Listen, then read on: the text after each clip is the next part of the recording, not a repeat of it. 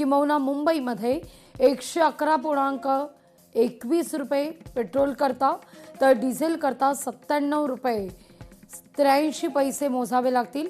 100 लवकरच डिझेल गाठण्याची शक्यता आहे।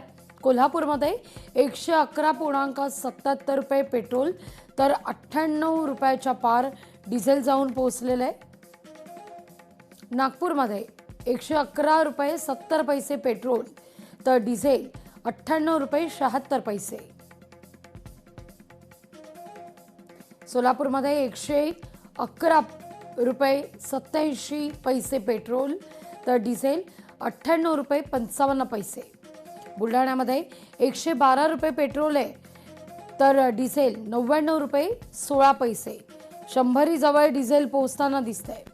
भंडारामध्ये 112 रुपये पेट्रोल 112.32 खरं तर पेट्रोल तर डिझेल 98 रुपये 99 पैसे।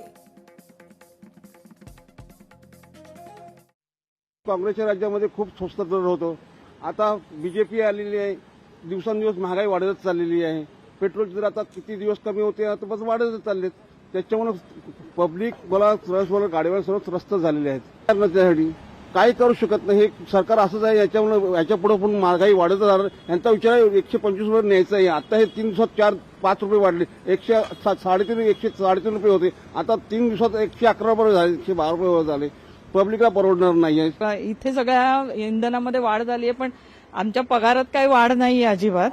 त्याच्यामुळे आम्हाला खूप आता थोड्या दिवसांनी काय बंद करायचं, गाड्या चालवणंच बंद करायचं। आता सायकल चालवणं हे फार महत्वाचं वाटतं मला। कसं परवडणार, कारण त्याच्या किमती पण हवाच्या सवा आहेत ना, त्याच्यामुळे ते परवडणार नाही। परत त्याच्यासाठी जी सुविधा पाहिजे चार्जिंग वगैरे हे प्रत्येक ठिकाणी अवेलेबल असेल असं नाहीये ना, त्याच्यामुळे तो पण विचार करायला पाहिजे ना। बोलायला खूप सोपं आहे हो, पण ते प्रत्यक्षात अंमलात आणणं खूप कठीण आहे।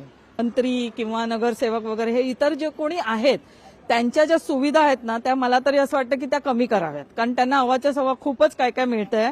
तर ते त्यांचं सगळं कमी केलं तर मला वाटतं की त्याचा इफेक्ट आपल्या सरकारच्या तिजोरीवरती बऱ्यापैकी होऊ शकतो।